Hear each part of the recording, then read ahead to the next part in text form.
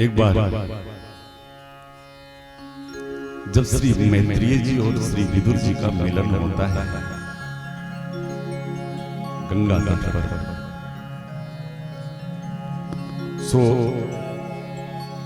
तब विदुर जी महाराज ने इस लोक कल्याण के लिए एक बड़ा सुंदर प्रश्न किया मैत्रेय जी से।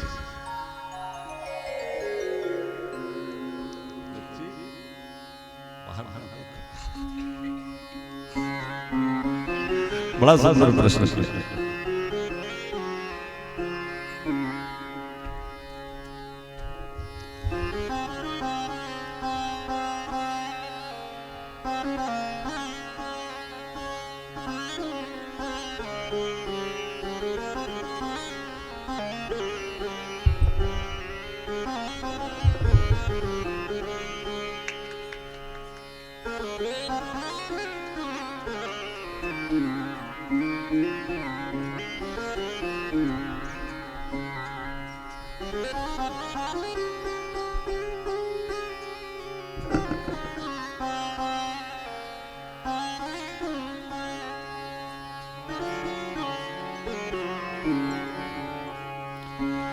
कि सुखाय कर्मणि करोति लोको।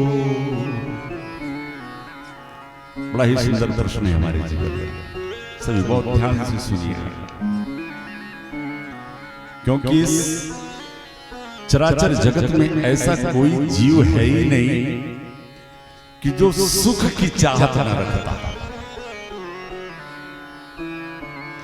और चाहत ही नहीं रखता है, सुख पाने का प्रयत्न भी करता है।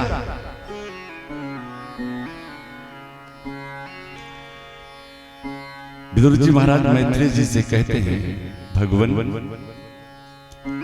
संसार का प्रत्येक प्राणी सुख चाहता है।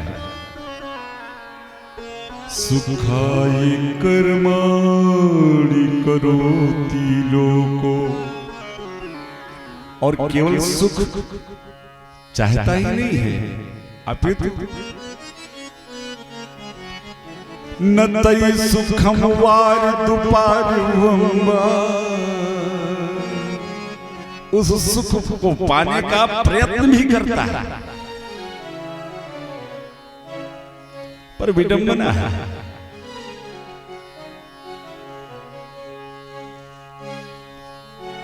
बिंदेत भूयस्तत्येव दुःखम् यदत्र युक्तं भगवान वदेन। बड़ा सुंदर प्रश्न है हम सभी के लिए।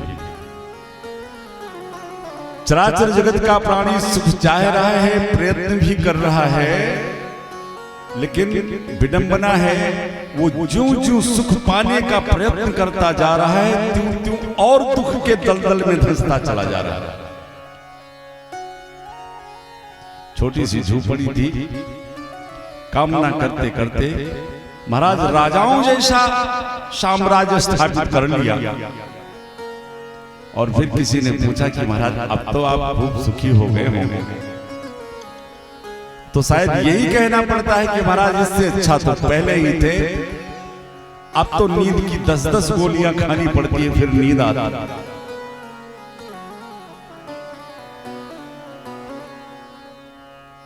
सुख की इच्छा, प्रयत्न, लक्ष्य को पा भी लेता है जीव, लेकिन फिर भी सुख नहीं मिल रहा है। श्री विदुर जी महाराज कहते हैं, आखिर जीव क्या करे तो उसको सुख मिले महाराज। बिंदेत भूयस्तत्येव दुःखम् यदत्र युक्तं भगवान वदेन। विदुर जी के इस प्रश्न को सुनकर मैत्रेय जी मुस्कुराए। विदुर जी, बड़ा सुंदर प्रश्न तुम्हारा। जीव प्रयत्न करता है सुख पाने की,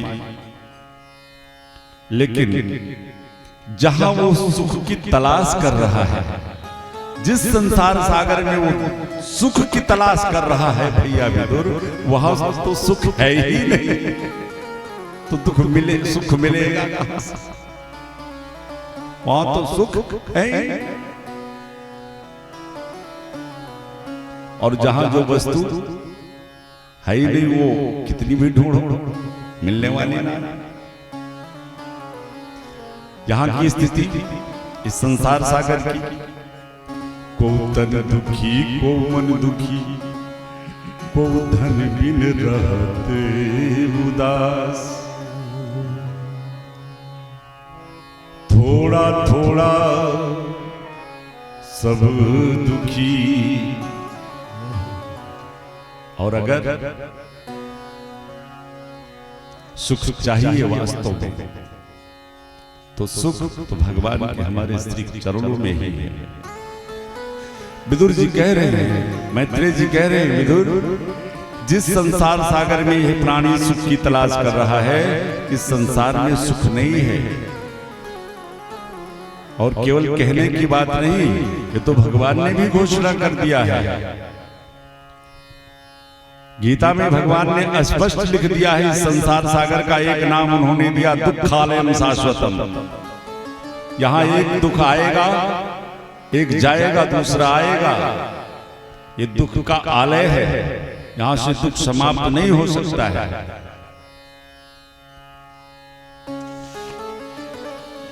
तो अगर वास्तव में सुख की तलाश करनी है, सुख की चाहत है, तो हमें अपने आप को पहचानना पड़ेगा। क्या ये पांच भौतिक शरीर जो विधाता ने हमारे लिए कुछ दिन के लिए निश्चित किया था, क्या ये हम हैं? जब तक हम अपने आप को पहचानेंगे नहीं, अरे वास्तव में हम तो उस ईश्वर के अंश हैं जो आनंद सिंधु सुख राशि है, उसी के अंश हम। और जब देखो तब हाय हाय, जब देखो तब दुख। ये जानते हैं क्या? इस देह में अहमता कर लेना, इस देह को मैं मान लेना, यही सबसे बड़ा दुख का कारण है। तो आइए अपने को पहचानने के साथ साथ चलते हैं हम लोग सभी ठाकुर जी के परम दिव्य लीलामृत में, क्योंकि यात्रा बड़ी लंबी है, बड़ा विस्तारित ग्रंथ है। मैंने बताया था ना कि न सकते विस्तर तुम तुम वर्ष सतैर। कोई विस्तार से भागवत कथा कहना चाहे तो 100 वर्ष भी कम पड़ जाएंगे। लेकिन जो भी ठाकुर जी जिस मार्ग से ले चल रहे हैं, बड़ी कृपा उनकी है। खूब भाव से आइए हम सभी चले। श्री राधे राधे गोविंद गोविंद, राधे राधे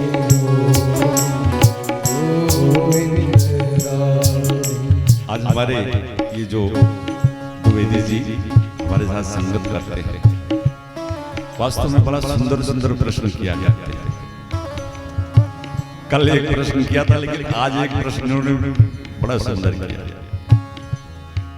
क्योंकि मानस का पाठ करते हैं ना, तो जब कोई चीजें देखिए, हम सभी पूजा पाठ करते हैं, लेकिन उसको एक अपना कर्तव्य मान करके करते हैं। पर नहीं, ये हमारा कर्तव्य है, पूजा करना हमारा कर्तव्य नहीं, हमारा प्रेम होना चाहिए। जीव इस दुनिया में जब आने लगा तो हमारे प्रभु ने इसको 2 चीजें दी थी। एक मुट्ठी में प्रेम दिया था, एक मुट्ठी में कर्तव्य दिया था। कहा बेटा कर्तव्य तो दुनिया वालों के साथ करना है, लेकिन ये जो प्रेम है ना, ये पूरा का पूरा मेरे लिए मुट्ठी बंद रखना।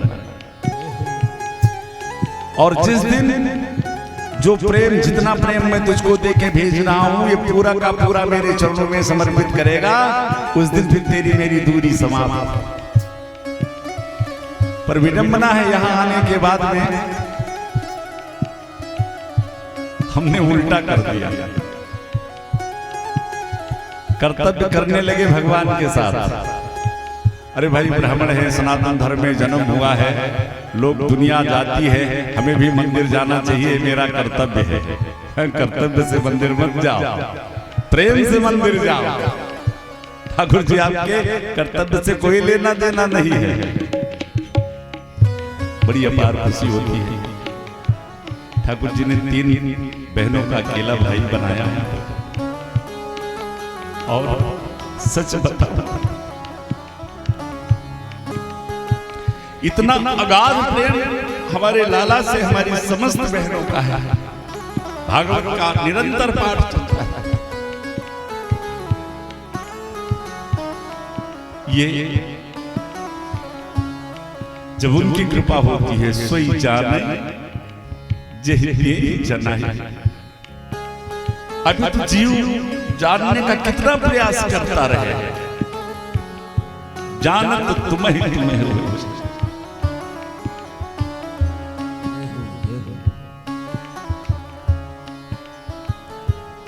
प्रेम अपने लिए दिया था ठाकुर जी ने, कर्तव्य दुनिया वालों के साथ करना। आके उल्टा कर देते हैं तो उसका बैड रिएक्शन हो जाता है। दुनिया आपके प्रेम की चाहत नहीं रखती, आपके कर्तव्य की चाहत रखती है। पत्नी को कब क्या चाहिए, परिवार में किस सदस्य के साथ हमें कैसा कर्तव्य करना है, कब किसी किस चीज की आवश्यकता है, उसे हम पूर्ण करते रहें तो प्रेम उनसे करो चाहे ना करो, वो सभी खुश रहेंगे।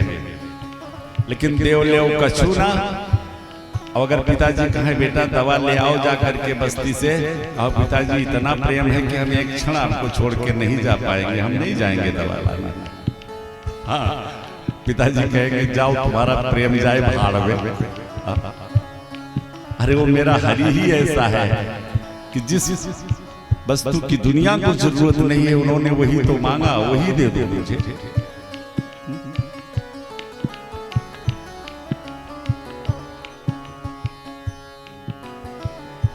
कल की सभा में हम सभी ने श्रवण किया हमारे लाला का प्रथम विवाह पराम्बा रुक्मिणी जी के साथ। चूंकि द्वारिका शापित है कि यहाँ कोई विवाह कार्य नहीं संपन्न हो सकता, इसलिए प्रथम विवाह माधोपुर में बड़े सुंदर विधि विधान से संपन्न हुआ। श्री सुखदेव जी महाराज परीक्षित से कहते हैं, राजन एक बड़े आश्चर्य की बात। वो क्या महाराज? कहा जो दूसरा विवाह आपके लाडले कृष्ण का हुआ वो एक रीछ कन्या से हुआ, एक भालू की कन्या से। महाराज परिचित चौंके, महाराज वो कैसे, जरा विस्तार से सुनाओ हमें। तब श्री सुखदेव जी महाराज कहते हैं, राजन एक बार एक सत्राजित नाम का राजा था, जिसने सूर्य भगवान की आराधना करके एक बड़ी सुंदर मणि प्राप्त की, जिसका नाम है श्यामंतक मणि। और उस मणि की विशेषता थी कि वो 60 भर सोना रोज प्रदान करती थी। आज का ये 10 ग्राम वाला भार नहीं, एक भर का मतलब एक मन से होता था। 60 भार सोना वो मणि रोज प्रदान करती थी।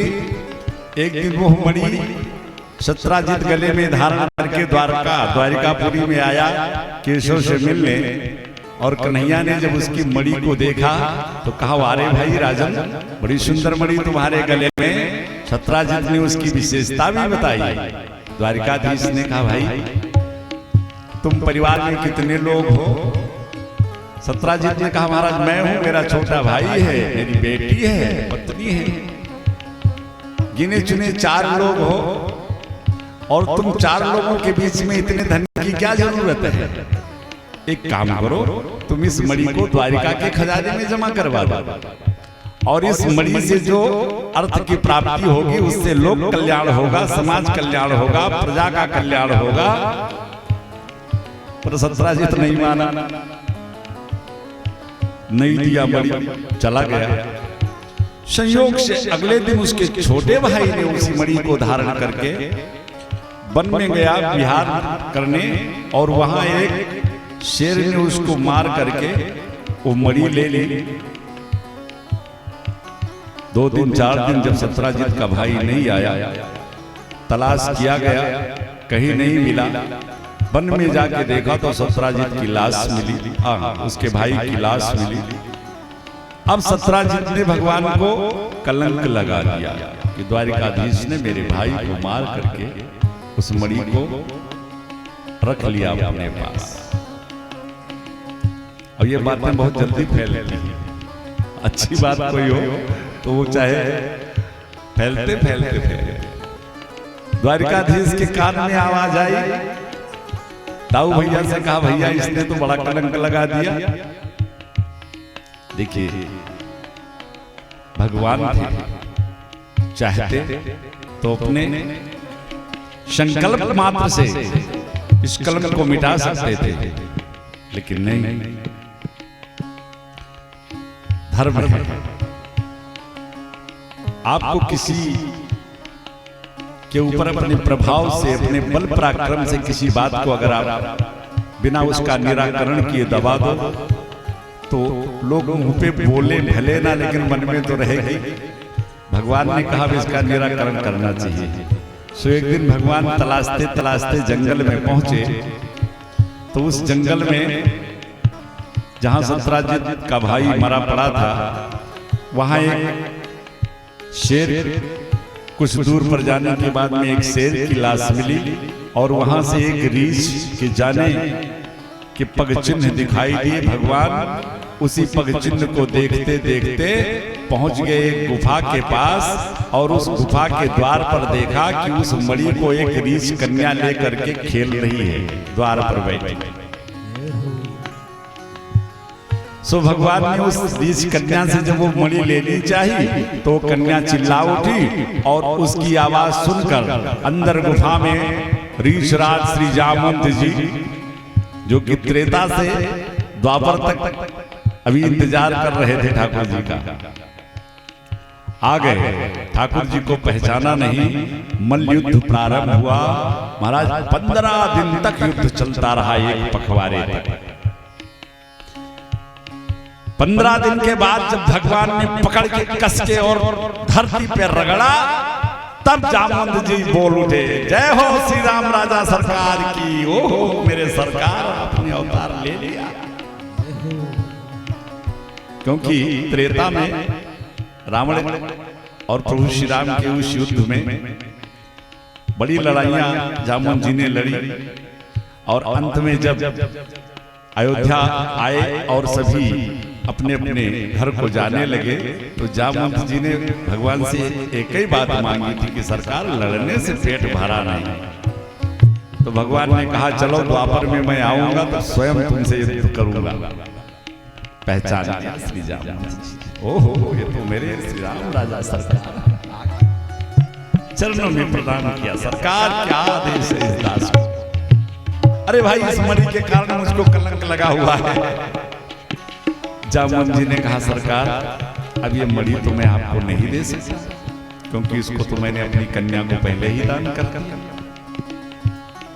हाँ एक युक्ति हो सकती है, एक जुगाड़ हो सकता है, मेरी कन्या को मैं आपको समर्पित कर दूं, तो कन्या जब समर्पित हो जाएगी तो कन्या के साथ मणि तो आपके साथ ऐसे चली जाएगी। सो भगवान ने जामवंत की पुत्री श्री जामवंती जी को वर्ण किया, द्वारिका लेकर के आए, सुंदर से पालकी में सजा करके खूब बढ़िया बाहर से पराम्बार बूढ़ी जी सोने की थाली लेकर के धूप दीप आरती करने के लिए आई।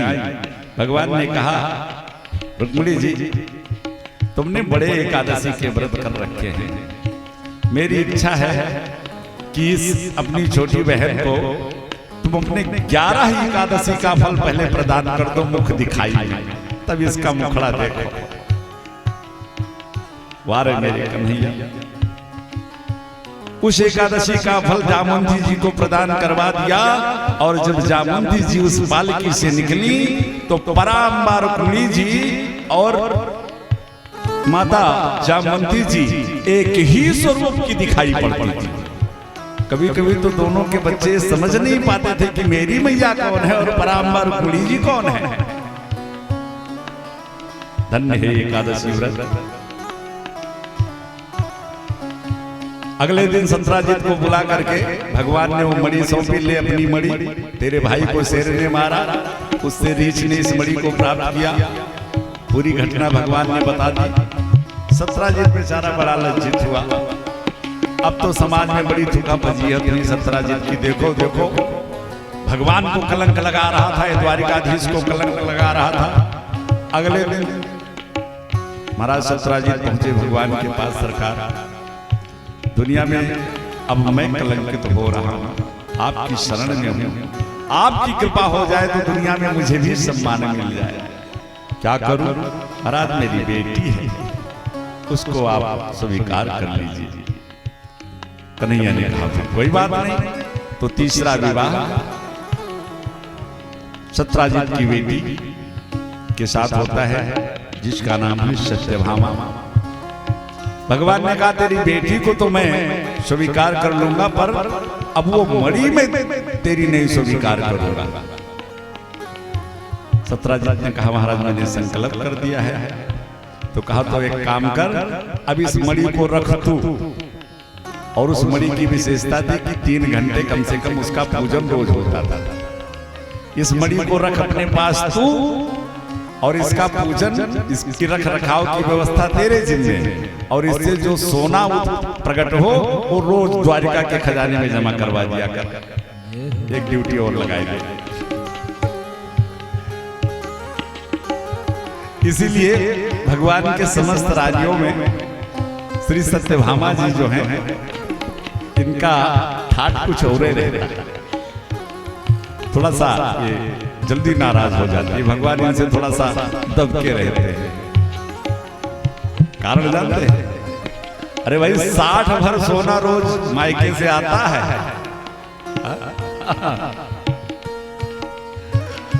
तो हमारे भी घर में देखो, जो हमारे माता पिता अच्छा खासा गिनवाए लेते हैं, तो फिर बेटियां आती तो अपनी हनक तो दिखाएंगी।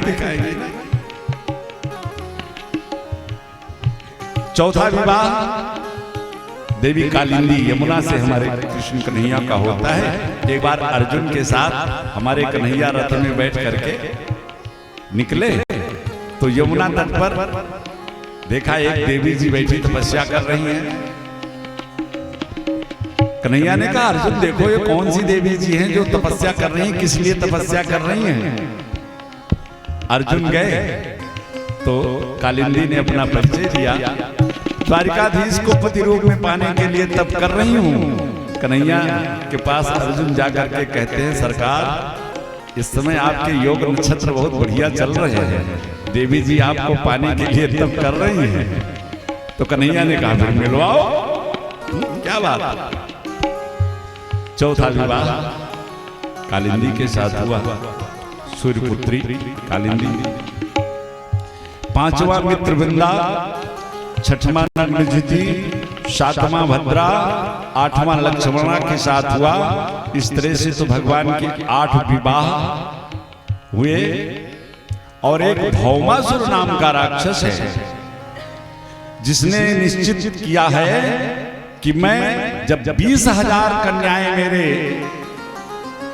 जेल खाने में आ जाएंगी तो मैं उन 20,000 कन्याओं से एक साथ विवाह करूंगा।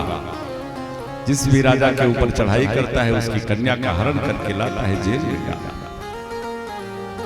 एक दिन नारद जी पहुंच गए द्वारिकाधीश के पास। सरकार बहुत से भक्त आपके जेल में पड़े, आपकी प्रतीक्षा कर रहे हैं। भगवान पहुंचे भौमासुर के यहाँ, उसका वध करके और 16,100 कन्याएं उसके जेल में बंद थी, उन सभी को मुक्त कराया। सभी ने हाथ जोड़ा, चरणों में प्रणाम किया। भगवान ने कहा देवियों आज से तुम सभी मुक्त हो। उन देवियों ने कहा, सरकार इतने दिनों से इस राक्षस ने अपने जेल में मुझे बंद कर रखा, अब ना तो मुझे घर में कोई स्वीकार करने वाला है, और इस दुनिया में कौन ऐसा होगा कि जो मुझे पत्नी रूप में मेरा वर्णन करेगा। भगवान ने कहा, अच्छा ऐसी बात है तो अगर तुम लोगों को उचित लगे तो हम तुम सभी को स्वीकार करने को तैयार हैं।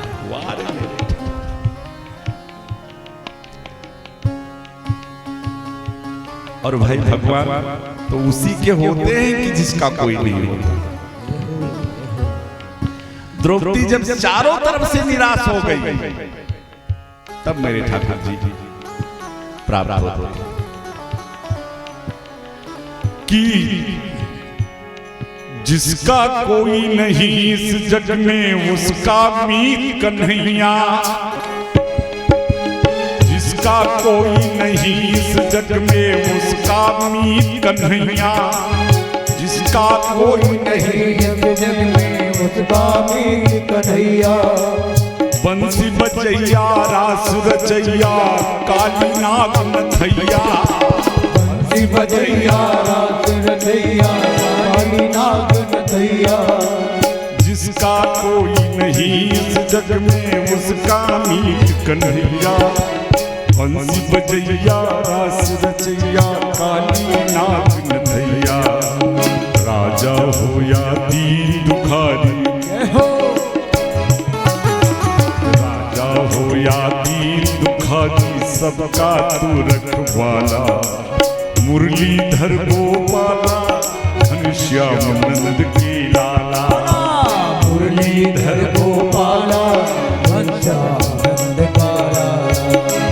जय गोविंदा गोपाला, जय गोविंदा गोपाला, मनमोहन श्याम कन्हैया। मुरलीधर गोपाला घनश्याम नंद के लाला, मुरलीधर गोपाला घनश्याम। श्री राधे।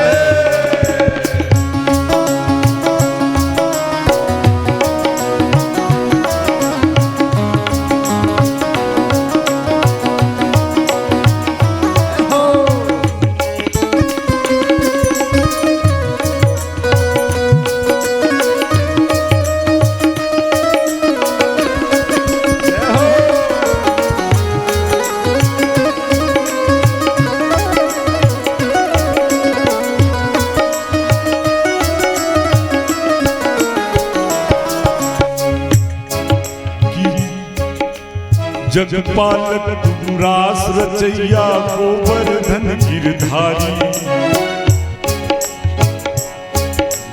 जगपालक तुम रास रचैया गोवर्धन गिरधारी। कितने नाम तेरे नटवर तू श्यामल कृष्ण बिहारी। जगपालक तुम रास रचैया गोवर्धन गिरधारी। कितने नाम तेरे नटवर तू श्यामल कृष्ण। राजा हो या दीन दुखारी, राजा हो या दीन दुखारी, सबका तू रखवाला। मुरलीधर गोपाला घनश्याम नंद के लाला, मुरलीधर गोपाला घनश्याम नंद के लाला। गोविंदा गोपाला मनमोहन श्याम कन्हैया। मुरलीधर गोपाला घनश्याम नंद के लाला, मुरलीधर गोपाला घनश्याम नंद के लाला।